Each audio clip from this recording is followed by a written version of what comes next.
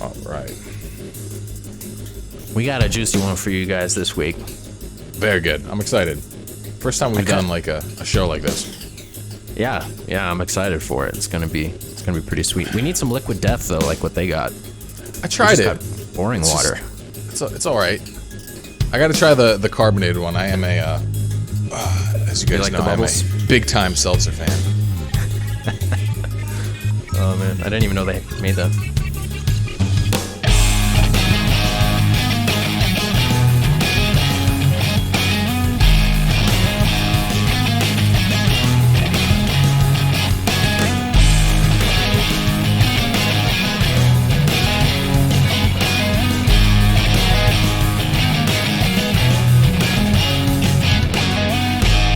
Welcome, everybody, to another episode of your favorite show, Man vs. World. And, well, today we might as well call it Man vs. Bears, because what we're going to be doing today is reviewing an episode of the popular podcast Two Bears, One Cave, which is hosted by the popular comedians Tom Segura and Bert Kreischer.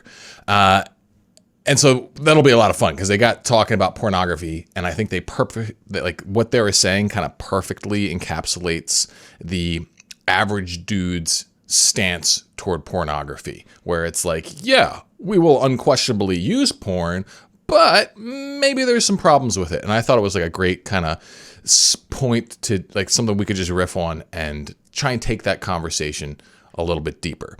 And to help me with this, we are joined as always by Pete. Pete, how you doing, man? I'm doing good. Now, keep in mind, guys, this is originally an hour-long podcast that I cut down very short. So there's a lot of things I cut out. A lot of funny stories that Bert is kind of the king of funny stories, but I cut all of that out. We're just getting to the juicy hot takes here. So if you want to see the full episode, I suppose you can do so, but we're not reacting to that today. Yes, yeah. So yeah, if you want the full one, I think we'll have the link down there. And for reference, like, I'm not judging these guys. I'm actually a big fan of both of these guys. I think their stand-up's hysterical, and I think, their various podcasts and stuff are they're good. I like them. I don't agree with their morals and values around everything. Mostly, really in the sexual realm. That's where we kind of tend to disagree.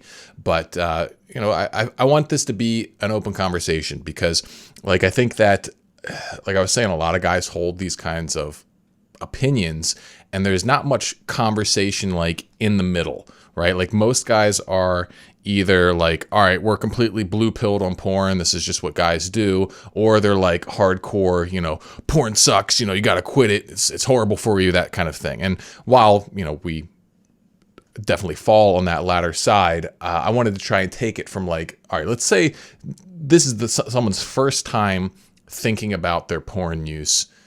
Here's how we can maybe take it a little bit deeper and help you flesh things out. So without further ado, let's go ahead and jump into this thing. What are you willing This is Bert, by the way, and the other one's Tom. to sacrifice For what? for your happiness? For my happiness? Mm-hmm. That's a good question. Have you been really contemplating this? Yeah, This is deep. I just gave up porn.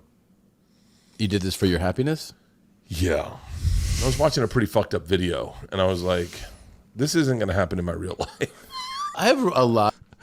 That's so okay. First of all, good on Bert for making moves to help himself out. I think a lot of guys they have this sneaking suspicion that porn's probably not making them a lot better, but they're still rather hooked on it, and they see it as this massive sacrifice. Well, if I'm going to give it up, well, I better get something huge in return. It seems like Bert has an idea that maybe it could help out, which is great. Okay, we'll have to hear a little more, but I like that line of thinking so far.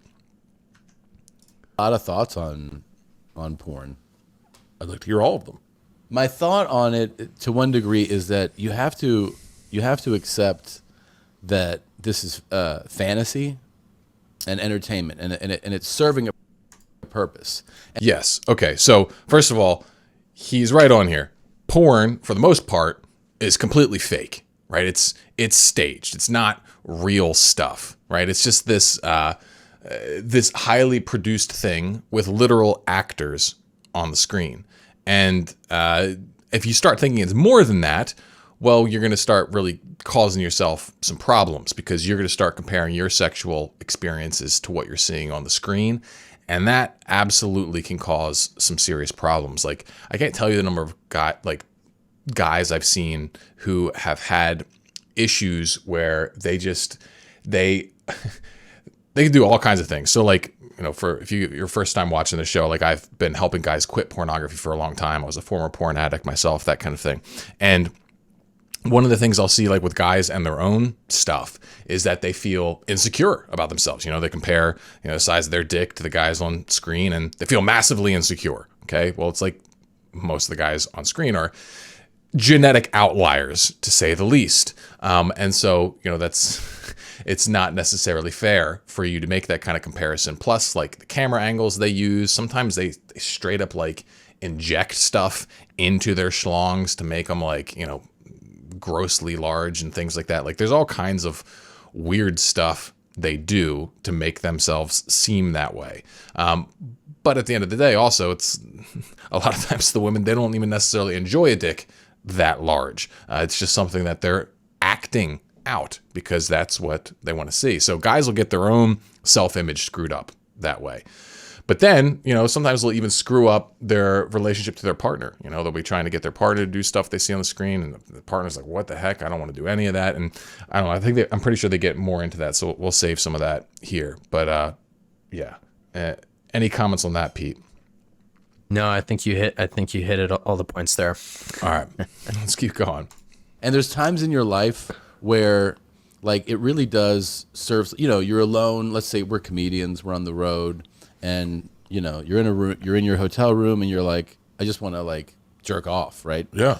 And you pull it up, and it serves its purpose. But ultimately, so, okay, that's an important piece here, is that there's this baseline assumption that there is a purpose to pornography, and that purpose must be, fulfilled. And that is, I got to get off.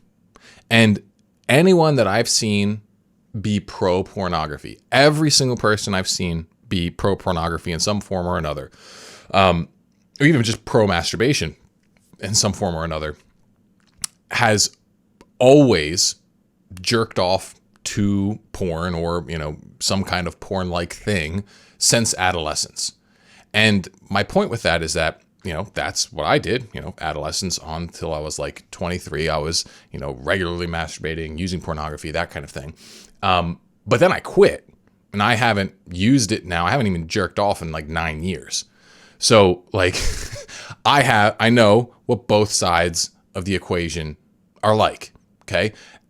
Everyone else I've seen that's been pro porn, pro masturbation, they've never actually quit. And so you have to understand this. Like, if you start doing this, if you start jerking off at adolescence, especially if you're using pornography, and you just keep it up for a few months, all right, by that point, you have already wired your brain to that activity. You have gotten yourself hooked on it. And I would say that you are, at that point, addicted, because what's going to happen if you try and come off of it is that you're going to have withdrawal symptoms. Sometimes those withdrawal symptoms are actually going to be fairly significant. I remember, like, I was a sophomore in college, and I tried to, like, give up masturbation one Lent because I was a good little Catholic boy at the time. And I just got so agitated, so frustrated, so pent up, so angry, all this kind of stuff. And I was like 30 days in. And then I, relapsed, I jerked it off. And I remember actually just like cracking up and laughing because I felt so much better. And I'm like, oh, these stupid priests and religious people, they don't know what the heck they're talking about. I need this. And this is what I think the common mentality is for most people. What I find out later, though, is the reason I was having all that discomfort was because I was going through withdrawal. So later, when I realized that, porn stuff was screwing up my ability to focus and get things done and basically not spend all my time in escapism, and I quit, the typical recommendations go 90 days completely, hard mode, no sexual stimulation. And during that period, like, I had those same withdrawal symptoms come up. And they were horrible. There were periods where all I could do was just like lie in bed and deal with the discomfort. But after I got through it, after a little while, like, get through about 6 weeks, it starts getting less, difficult till eventually you're fine.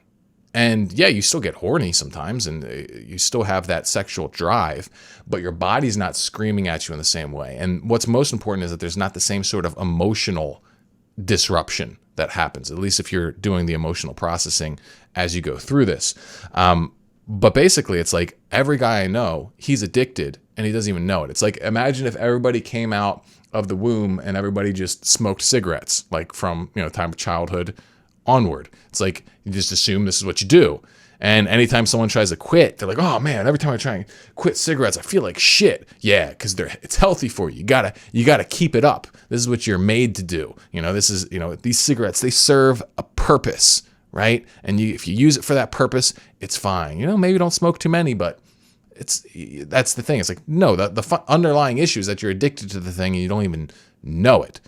So I don't know, Pete, what do you think? You're younger than me. Does that mentality, you think, hold true with the younger generation?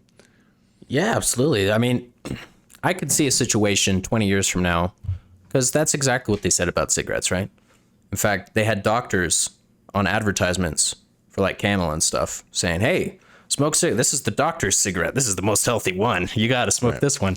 And that is that's what a lot of the like sex positive therapists do. They say, pornography and masturbation in unlimited amounts is totally, absolutely, perfectly healthy. And in fact, if you don't do this, it's unhealthy. You're engaging in sexual repression and you're probably screwing yourself up. Yeah. That's like the fundamental kind of like idea that a lot of guys have, and everything that they're going to say is built upon that. So I wanted to kind of get the counter perspective out there just so that we can continue this conversation. Ultimately, it isn't reality, and even like people that work in the industry would tell you, like, no, this isn't real. This is a performance that we're putting on. Yeah, I actually think and this isn't because I don't want to take. I preface this with like I don't want to take business away from any of the ones that work, whatever. But I think I think we're all better. So to just be clear here, I know Tom and Bert, they're friends with a number of adult performers, and so it's like they don't want to trash their friends' business by saying, "Hey, this stuff's bad for you" or whatever. And I mean, maybe they also don't actually think it's bad at all, but there is that as well. They're trying to look out for their friends in this podcast. I don't know how many of those clips you kind of kept in here, but that's definitely a piece of this too. Off not consuming it all the time. I think the way that it serves you as a couple or whatever is probably to watch, like, if you find something you'd like to watch together. I think it would be great. I never could, in a million years, could get Leanne to watch it together. No. Like, here's what's crazy is she's cool with it. She's cool with me watching porn, but I don't think she knows what porn is. I think she's... So that's something I'll hear a lot is like guys like, I'm going to use pornography to improve my sex life. I'm going to share it with my partner. And I guess, like, what do you need that for, right? Like, what's going on where you need to use porn to improve your sex life?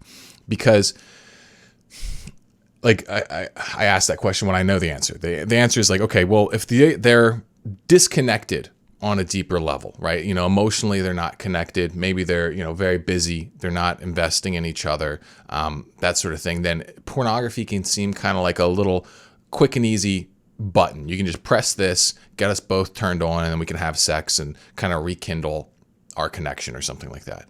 But in my opinion, like that's really putting a Band-Aid on the issue, right? Like what would happen if you actually tried to figure out what's actually going on here? Why do I feel the need to turn toward pornography? I think almost always it's the guy who's asking for this. It's like, hey, can we watch porn together?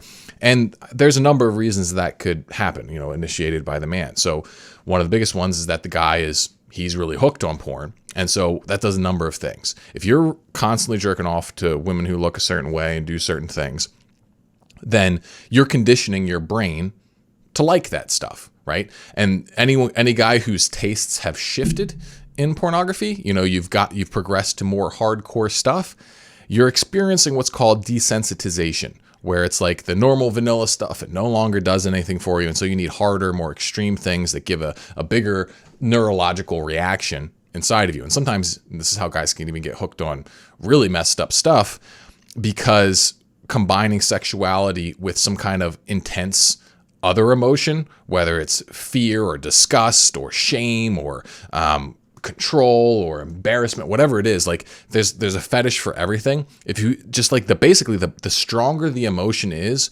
with the sexual stimulation, a lot of times the more powerful the arousal and the orgasm is. So like with that being said, like guys can get hooked on all kinds of stuff, and it can progress in wild ways. Like I've worked with guys who they've had the straight guys who get hooked on gay porn, and you might be thinking, oh well, they're just gay to begin with. No, they're not. And sometimes even vice versa. I've heard of gay guys who get hooked on straight porn, and then they're disturbed by it. Or just a straight guy who gets hooked onto some crazy fetish stuff that's like not even based in reality. Anyway, like if that kind of shifting and morphing of tastes occurs, then your attraction to your regular sexual interaction with your partner is going to be diminished, because it's not this crazy, porn stuff that you're used to. And so a lot of guys are coming from this place where it's like, oh, I can only get off with a certain kind of porn, and I'm not really feeling it for my partner anymore. And so, hey, the answer is to have her watch porn with me.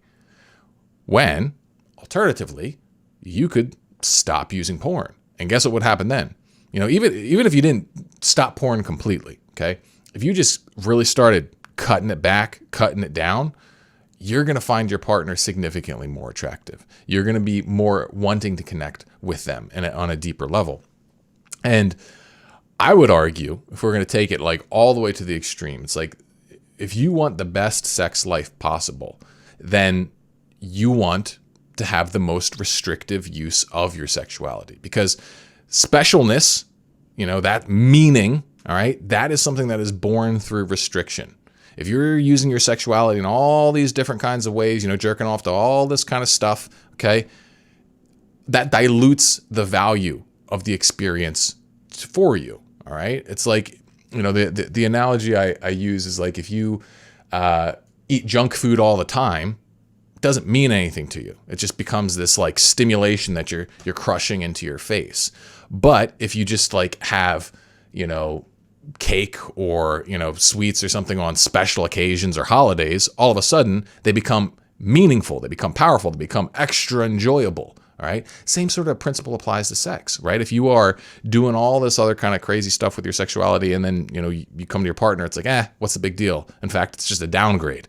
If you're saving it for just you and your partner, well, then all of a sudden it becomes this big, wonderful, meaningful thing. And so I think a lot of guys who use it in their relationship, they're looking for a good thing, which is a better sexual connection with their partner, but they're doing it in a counterproductive way. Because, best case scenario is you just get your partner hooked on porn, and then you're both going to be diluting your sexual charge for each other. And I don't see that working out long run, even if in the short run it gives you a bit of a boost. This is kind of a stretch, so please forgive me in advance. Okay. But I think this connects somehow. I just haven't figured out how. A buddy of a buddy of a buddy, so there's like 3 degrees of separation here, lived in a place called Gorman and drove into LA. So it was like an hour, I think. I'm not entirely sure. He rode his motorcycle every day, and he'd wake up early to go ride his motorcycle. Now, I've ridden a motorcycle before, and it's terrifying. It's absolutely the most terrifying thing ever. But this guy, one morning, because he does it every day, he fell asleep while riding a motorcycle and went careening off the road. Oh, geez. And I think a lot of people, a lot of guys today, they're falling asleep on the motorcycle. I'll just leave it there. That's actually a good point, because you get desensitized to whatever it is that you do, right? And the first time you like find pornography, it's a crazy rush, right? And the reason why is because your system is designed to like truly value sexual experience, right? This is why you can actually just keep watching porn, for a long ass time, is because your brain really values this novel sexual stimulus. and you can, look it up. It's like the Coolidge effect and, all the evolutionary reasons behind it or whatever. But as you keep doing that and you keep making it more commonplace, you are bringing your experience to a less and less natural mode of being. Like you can see you can see like in 10 minutes, all right, just 10 minutes of, like, probably even 5 minutes, honestly, of scrolling online through porn sites, your brain can see more potential mates than your hunter-gatherer ancestors would have seen in an entire lifetime. Okay? And so your brain's just like fireworks. But that we're not designed for that. We're not designed for this level of sexual access and stimulation. And it plays into a lot of other things, but maybe we'll save that for this conversation progresses here. So, like, she's cool with the disconnect of going, if that helps him get through the day and keeps us happy, there you and go. he needs to jerk off at watching, whatever he needs to watch, or these girls, which is it's crazy because like the girls I enjoy most remind me of Leanne. Have you ever met any of them? So that's kind of an interesting point. It's like, all right, he has a partner who's cool with him using porn, and I know there's a bunch of women out there who are okay with it, and in most instances, the woman herself is not very interested in porn, but she's like cool with it for her guy. And some cases, I think that's faked. They do it because they feel like, I can't help it. It's like, what am I going to do? I can't tell him no. Every guy does it. Another thing is like, well, I don't want to deal with his sexuality, right? Like, I don't want to be responsible for that. Give him an outlet over there so that it's not all on me. Another piece of it is women who they don't want to compete, right? They feel like, oh, well, I mean, like, if I'm not good enough, well, then who am I to say he can't do that? And they feel, like kind of like sexually inadequate in that regard. Not all women. But then there's obviously a huge portion of the female population who just hates porn. They hate that men are constantly using it and that they are then being compared to it. Like, what was it? The other day we were doing it in Man vs. World. We had the letter from the desperate woman who, Right. self-proclaimed desperate woman who was saying, like, she felt like she needed to constantly watch porn so that she could study the moves to then go out and compete with the other women in the arena of Tinder sport fucking. And like, she basically felt like, oh, if I can't behave like a porn star, then no guy is going to like me. And it was like, tearing her up because, she knew it wasn't like good for her, or it didn't make her feel good, and all this other kind of stuff. So yeah, I think women generally have pretty, their opinions are all over the place when it comes to pornography. But if I had to put money on it, I would say the bulk of women wish they had a guy who didn't use pornography. Yeah, I agree. Any of them? Yeah. There is a moment where you're sitting in a room with her talking and you're like, my only way of coming about you is by watching you naked. Yeah, I don't know if maybe you didn't experience this too. So far, and this has happened 100% of the time for me. Yeah. Every time I've met a porn star, Yeah. I can't sexualize them anymore. Oh, I haven't. Because Funny. I think meeting his boyfriend was the thing that killed it for me. Oh, well, that makes I sense. was like, too. he's a really cool dude. That's it. The thing is that, like, because what you realize is that when you want, like, if you just go to like a tube site, they're just like this uber sexual person. Yeah. And you're watching them have sex. And like, okay, that's super arousing. When you're at the Comedy Store or wherever and somebody goes, this is, and you're like, oh, hey. And then you just start talking about, like, she's like, yeah, a flight was delayed. And you're like, oh, yeah, were you fly into LAX? Fucking nightmare, right? And then you start talking about real life stuff. The separation from fantasy person to real person, it's like this thing just kind of disintegrates. Yeah. And then you go, oh, you're just like my friend. It's like you're a regular person now. So that's a really interesting point there, where basically once they see the porn star as a human being, they can't jerk off to them anymore. And that, I think, says something good about their character, assuming they're, being completely honest about it, and I would assume they are, because what they're really saying is like, oh, I can't objectify you anymore. I can't remove your humanity anymore and just use you as like orgasm fodder. Okay. And that's good because ultimately, like what they're saying is like, yeah, it's kind of dehumanizing. Like when you use someone, you use their body just as like this tool in your own pleasure. All right.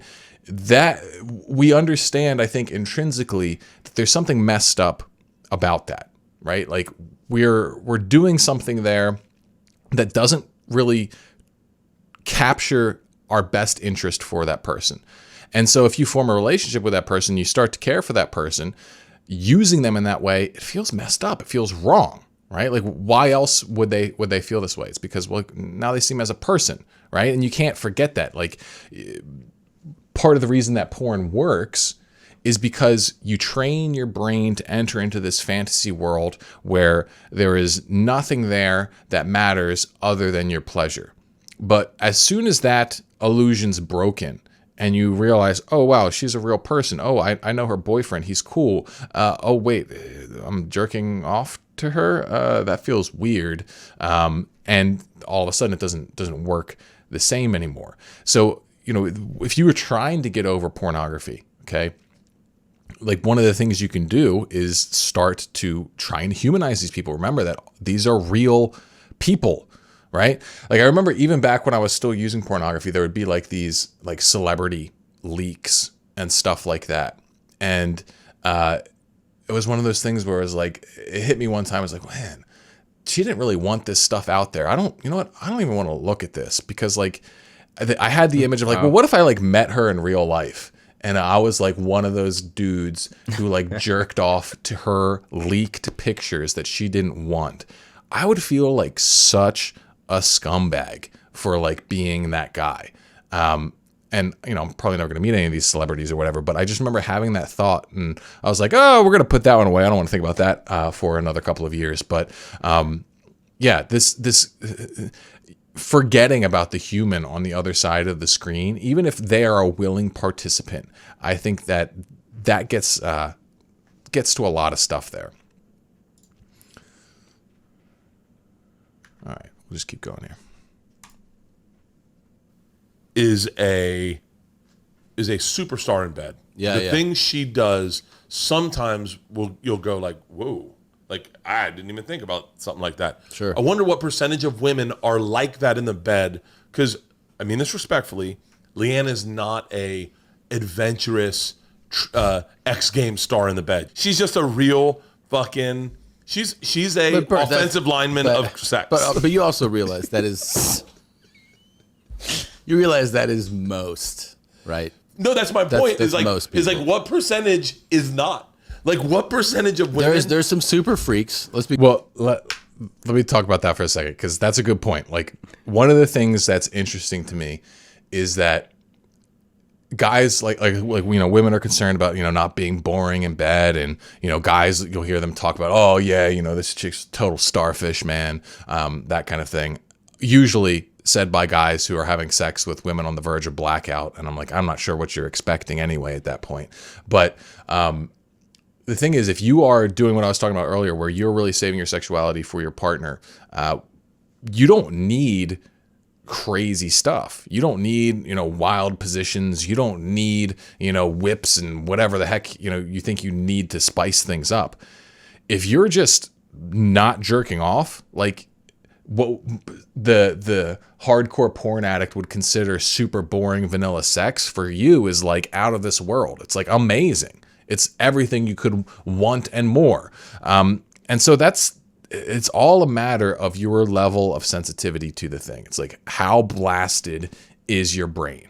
So him talking about, Leanne being, first of all, poor Leanne, just constantly put out on blast like this. But I'm pretty sure she gets him back sometimes too. But that's the thing, is like, she's just a normal woman, and that's what Tom's saying here is like, yeah, that's how most women are. And of course there's women out there who are going to be far more adventurous in bed. But the thing is, like, it's just not necessary unless you're already hooked into that craziness. And I'm not saying it's bad to like to have a more exotic sex life with your partner. If that's what you guys like, that's great. That's awesome. But I think there's this false assumption that that's what you need, because so many guys like sexual arousal circuits are so fried from the insane amount of porn they consume.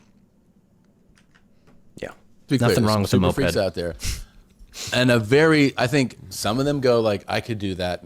But there's the biggest difference between the regular person who's like, I'm a freak and I can do this professionally, and the ones that you see is everything I think is different when there's lights and cameras and people standing around you in a room. There's a lot of dudes who are like, dude. I have so many friends that Who I are grew up like, with. They're I- like, if you didn't show my face, bro, I'd put it down. Right, and the difference is you walk onto a set. I mean, I was on a set yesterday that was not shooting a porn, but there's porn people there, and you start thinking about it. You're like, I mean, there's cameras, there's 20 people standing around, there's lights, and you're just like, this is where a guy is just like, yup, naked, ready to go. I mean, that is a different type of pressure. Also, I want to point something. I like that's actually something that can help if you're trying to reduce the amount of like pornography you're consuming or whatever, is just like, you can do it in two different ways of pulling the camera back. First one is like, okay, imagine that whatever you're watching there's probably a whole bunch of people there. You know, at the very least, like, it's like, say it's a, you know, first person view kind of thing. You zoom the camera back, it's like, you know, you imagine it's like, all right, a dude like holding a big ass camera on a woman while she does stuff with him. All right, that alone is like a weird ass thing, and it makes the situation so much stranger. Okay, but in the case of like the fully produced stuff, it's like, yeah, there's a camera guy, there's a sound guy, there's probably someone with like, you know, a table of food set up over there and just like, you know, milling about like doing the lighting and shit like that. And it's just like, oh, that's strange. That's weird. When you think about that, it kind of takes you out of the mood. And then you can even apply this to yourself. All right. It's like one of the things that like most guys, you know, they do is they project themselves like into the scene, right? And that's all they think about. But what if you went the opposite way? What if you like imagined what you looked like while you used porn? All right. You know, you're just sitting there like hunched over, like vein popping out of your forehead, like, you know, just beating your meat in front of your little cell phone or computer screen or whatever, just looking like the most pitiful version of yourself, right? And that's the thing, is like, when you see this stuff for reality, you think about the full truth of what's going on, it's not appealing. It's not attractive, right? It's only if you can step into that fantasy world. And I think that's actually what we train ourselves to do when you first start masturbating. Even if you're just masturbating to your imagination, which I think, you know, a lot of guys that they do start off doing mostly that. What you're doing is you're training yourself to be somewhere that you are not. And as you build that reflex, it becomes easier and easier and easier to tap into, to the point where you actually can't control it anymore. And this is why, you know, guys who regularly masturbate, they will see a pretty woman and immediately start undressing her. He can't even help it. He will start undressing her in his mind, and he'll start having sexual thoughts about her and all this kind of stuff, because that's what he's trained his brain to do. And this is why a lot of guys, I think, they see such a boost in confidence when they go through the process of quitting porn or practicing nofap, whatever you want to call it, because that reflex starts to get dulled. They don't do it as much. Like there's less of that like instant, you know, transport into the sexual fantasy realm. And then they're just more present. They're more real. They're able to connect with the girl more, and they're more confident. They seem like they're more attractive. They get more attention from women because they're not some like, you know, fapped out goon. But Mark, isn't that imagery of zooming out the, isn't that shamed based? Aren't you shaming yourself? Isn't that, you know, so you shouldn't do that to yourself, right? No, it is shameful. Get over yourself. And it's like, you know, you can you know, take that image of yourself and tell yourself that, yeah, I'm an empowered man. I'm going to call you not that. Okay. I'm going to say, That's like, what that TikTok is not the expression of your greatest self. Okay, like you hunched over watching some like weird ass porn while like your wife and kids sleep in the other part of the house. I'm sorry, I'm not impressed by you at all. Okay, and I'm not saying everybody's got to be doing impressive things all the time, but like this isn't something that at least most of us display. And the reason for this is because we intrinsically know there's something wrong with this. There's something that is not so ideal about that sort of behavior. And even if you're a comedian like these guys who can make fun of it and talk about it and that sort of thing, maybe I'm not going to speak for them, but at least for me, even when I was like fully into it, it wasn't something I was proud of. And call it internalized shame or whatever the heck you want to say. I think it's just a natural thing that guys know. I don't think anyone's proud of it. Otherwise, we wouldn't be, looking at Bert as brave for, just speaking bluntly about it. That he stands out in that regard, I think, Yes. as much as, yeah. Yeah, he there you go. is impressively shameless. Now, I'm not saying that no one should watch porn. No, I'm going to still watch porn. Here's the thing. I'm saying that you said, this all started because you said, what are you willing to sacrifice for your happiness? And you said, I stopped watching porn. And I was just advocating the fact that I think that removing like fantasy shit, like complete fantasy from your mind, you can stimulate your mind sexually with stuff that, here's the thing that, this is the biggest point I want to make. Okay. I've learned, I think, that you can stimulate your mind sexually without porn in other ways that you don't realize until you're not doing it with porn. Like if porn didn't exist, you would still want to fire things in your brain sexually. And so you're like, so Well, how I did else that can I do before it? porn existed. Exactly. So it's like, it's in your mind. It's, look, it could be reading things. It could be erotic. Okay. Well, okay. Yes, he's right. All right. If you don't use porn, you can find 100%. Other ways to connect with sexual stimulation. You could read things, you could fantasize, all that kind of stuff. My point, though, is you're still training your brain to operate in a frickin' fantasy world. And what I found is that the more that I focus on reality and only reality, and I let reality alone be my drug, the better my life becomes. Like, reality is the ultimate performance-enhancing drug. And it's a tough pill to swallow sometimes. Because sometimes, it might be, I'm single and have zero sexual prospects. Okay. Yeah, it's tempting to step into fantasy, porn induced or just mental. Okay. But what if you don't? You're left with pain in that situation. Yeah. But what you're also left with is a massive, gigantic, flaming pile of motivation to go frickin' fix your situation. Okay. And even if you're not single, you're just in a, relationship, maybe your relationship needs work. Maybe, the sexual part of your relationship screwed up for some reason. Well, guess what? You now have a lot of motivation to fix it, to make your relationship with your partner better, stronger, healthier. Okay. So it's like, it's not necessarily a bad thing for you to not get your sexual fix. But again, these guys are coming from the framework of like, oh, I need it, just like how I need, water and food to survive. It's not like that. It's just that, everyone's addicted. Devil's advocate. Okay. But then hypothetically speaking, yes. Hypothetically say Trump becomes president again and he pulls out all porn. Okay. He goes, porn. No more porn. Yeah. And he says the same thing. Guys, how many more serial killers do we get? Because like I can get my mind stimulated. Like when I go without porn, I definitely know things turn me on quicker that I wouldn't maybe notice. But that also happens in the world as much as it happens in my house. Like I definitely will like have you ever seen a chick running down the street and you're like, God damn it, she's hot. Yeah. But I wonder if you get dudes who don't have a girlfriend, who don't have any prospects of getting a girlfriend, that are now at a mall just standing under the escalator going, you know what I mean? For sure. Like porn does serve a purpose for some people who just get the demons out and they can operate in the world. Absolutely.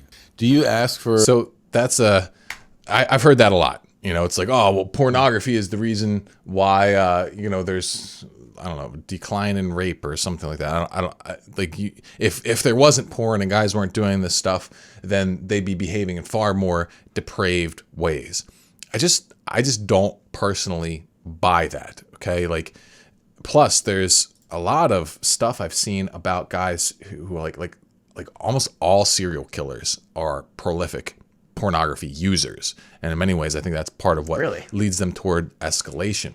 Yeah. I'm pretty sure like Ted Bundy, he talked about it like at length before he was executed, like how that was his first kind of thing. And a lot of ways, like pornography seems to be a place where people can feed this dark part of themselves.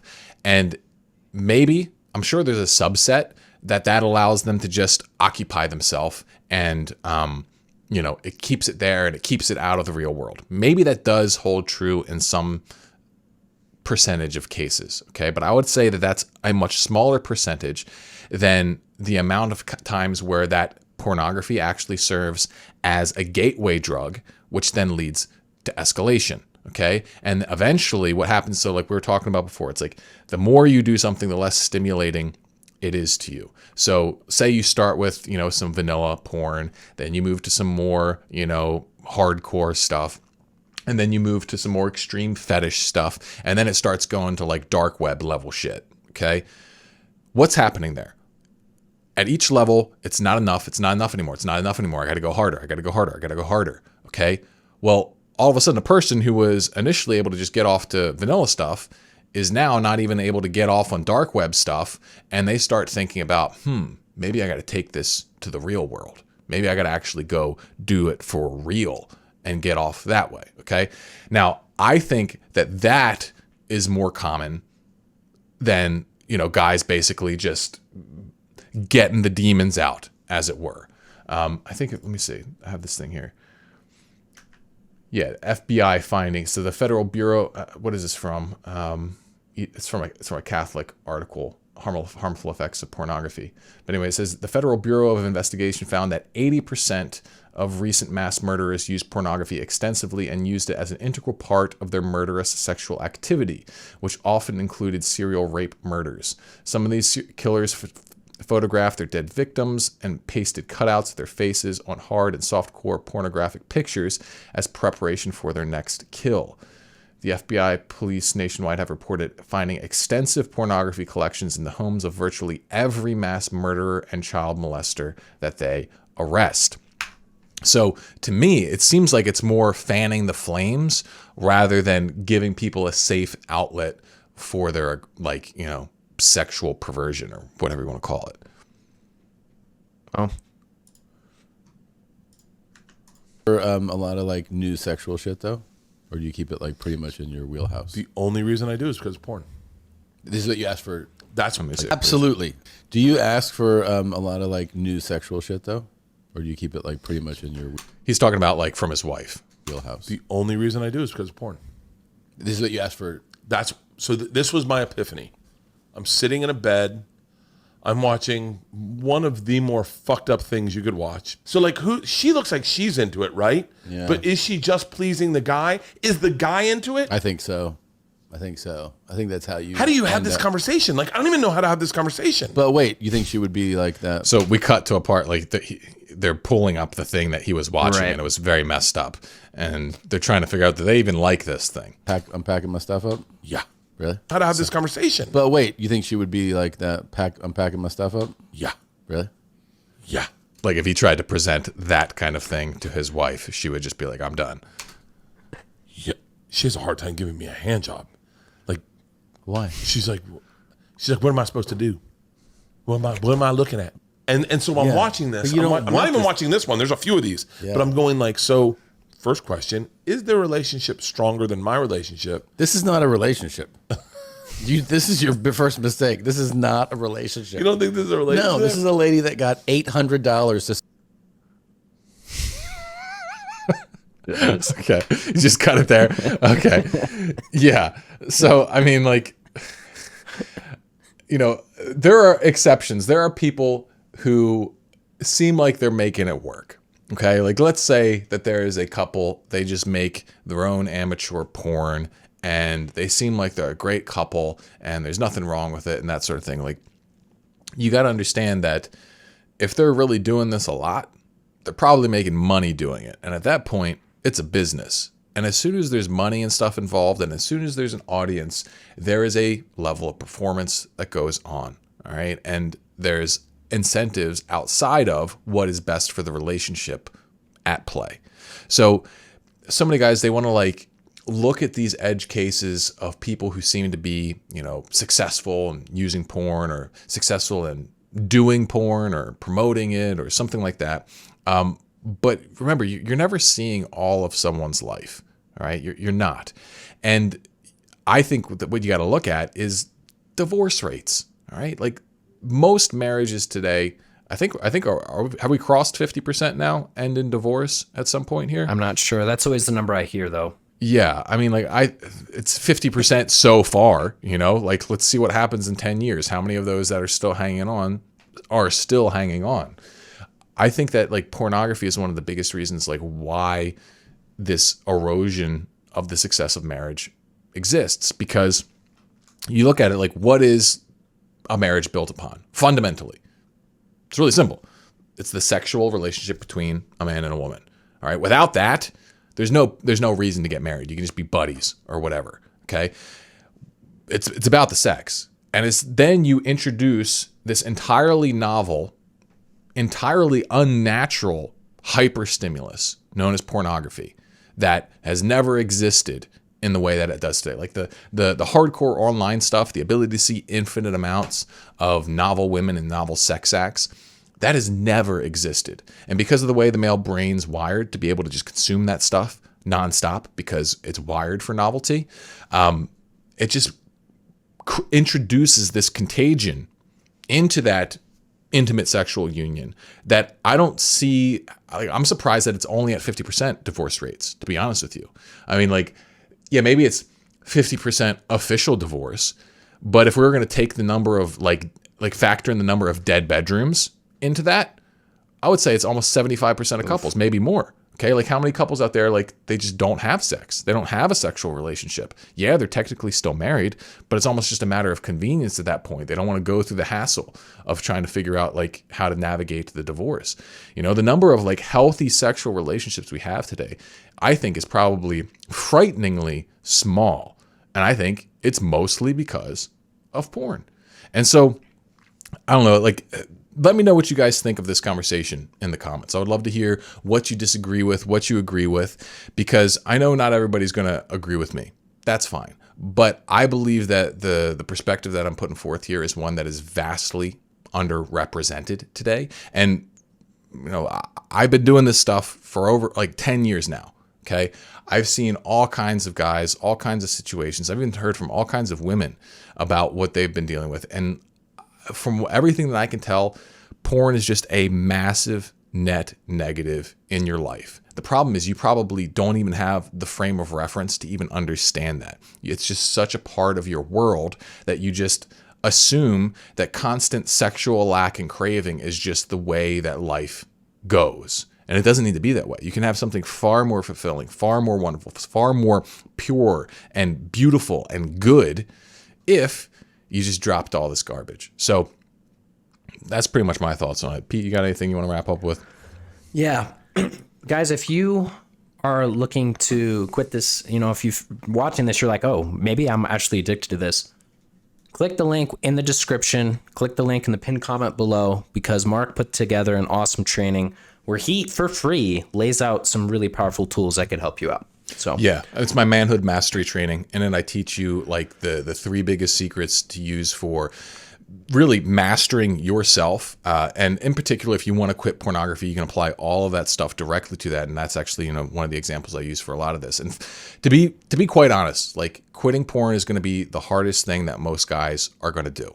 All right. And I've heard this from many guys who are like, hardcore drug addicts or alcoholics or something like that. They could get through all that, but then, they couldn't quit the porn. They couldn't quit it. But they're able to with using my approach. This is something that you're not going to find anywhere else, and their life just gets so much better. It's worth just checking it out. Just see how it resonates with you. If you want to just reject it and, call me stupid, go ahead, leave the comment. I'll even give you a thumbs up. Okay. But I just sincerely want people to be more happy. I want people to know what I didn't know. I think most guys, we just kind of got hoodwinked. We got pulled into this thing without any sort of guidance. Like my generation, we were like the first generation with high-speed internet. Most of us grew up with unrestricted internet access. Didn't know what the heck we were getting into. And before we even knew it, we were just hooked. It was just the way things were. And I think that's a massive disservice to men and to women, really, to the world at large.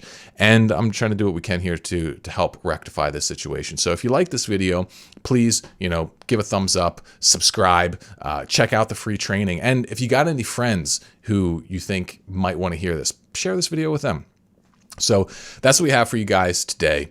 Hope you all go about ooh-yapping, aka unleashing your apex potential. And we'll see you all in the next one.